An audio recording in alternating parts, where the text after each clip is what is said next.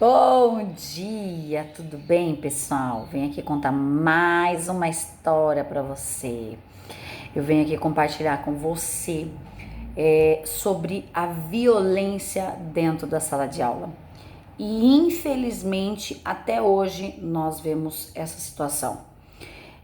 Quando eu estava estudando em Itapetininga, eu tinha uma professora, eu não me lembro o nome dela, parece que foi anulado, né, da minha memória. E essa professora, ela era muito complicada. Eu morria de medo dela, gente, morria de medo dela. Mas, assim, na época, os nossos pais, eles não tinham como, né? Como eu disse, meu pai vivia preso, minha mãe vivia trabalhando, e os nossos pais não tinham essa coisa de ir na reunião, sabe? De estar ali acompanhando as reuniões, o desempenho. Mas, modéstia à parte, eu sempre fui uma ótima aluna. Eu sempre gostei de sala de aula, sempre gostei muito de estudar. Eu perdi o gosto na época porque essa professora era muito violenta.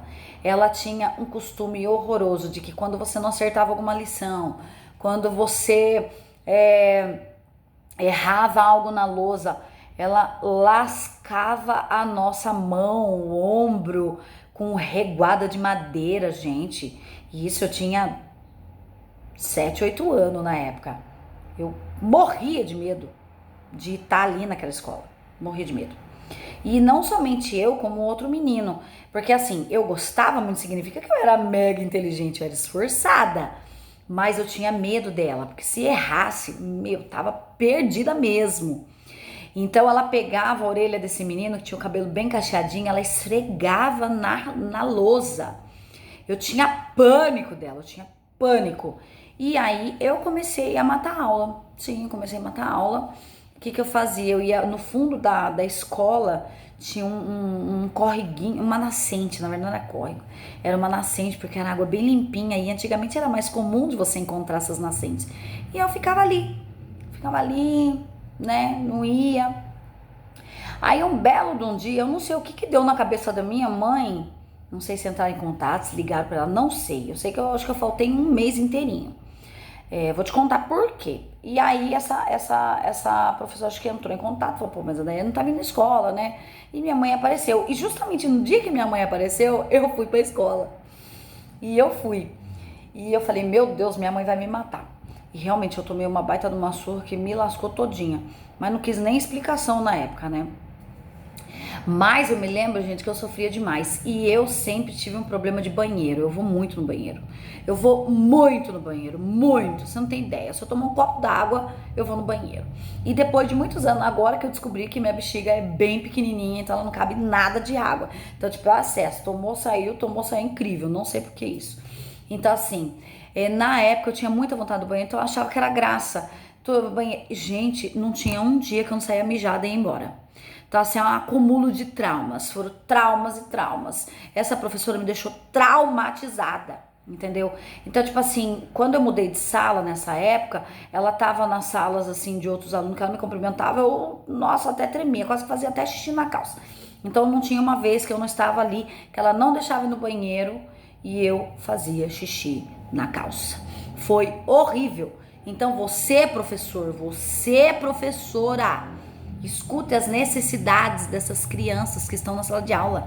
Porque se você tá aí é porque você tem que amar o que você faz. Perguntar a necessidade dessas crianças. Porque muitas vezes elas têm problema dentro de casa e elas vão para a escola, né, com essa carga, com esse fardo, muitas vezes por violência doméstica, falta de alimento, então ela vai sofrendo dentro da sala de aula, seja compreensivo. Por que eu tô falando isso? Porque há pouco tempo minha filha tirou minhas netas da escola porque as professoras estavam batendo nela. Hoje em dia as professoras não estão preparadas psicologicamente para cuidar de criança, porque às vezes na casa ela também tem essa necessidade. Ela também tem problema, ela também sofre e ela não tem um suporte do governo para, né, ela colocar sua cabeça em ordem, porque ela vai lidar com criança, ela vai lidar com criança de outras pessoas, que também tem problemas, que também saem da casa com problemas. Então é aí que você tem que ver que você tá para somar na vida dessas crianças, você tá aí para ajudar essas crianças, e tem muitas delas que o pai nem sabe que é autista, que não tem, que tem déficit, porque o pai nem quer que isso aconteça com seu filho, porque ele não aceita que está acontecendo com seu filho. Então você, professor, tem o papel de auxiliar, de ajudar, de fazer essa criança caminhar para um rumo melhor da vida.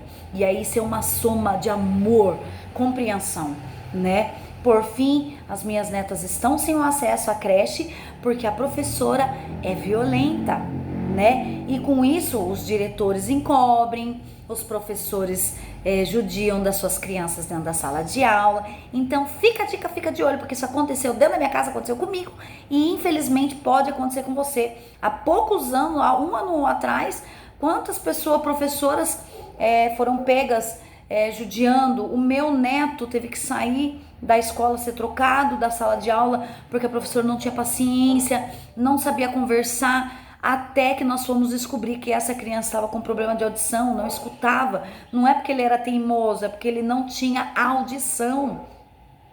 Tinha que fazer um tratamento. Então assim, a professora não teve essa sensibilidade, não teve esse preparo profissional de entender que essa criança tinha um problema, que é o meu neto, e também nem se comunicou. Então qual que é a deficiência hoje da parte da educação?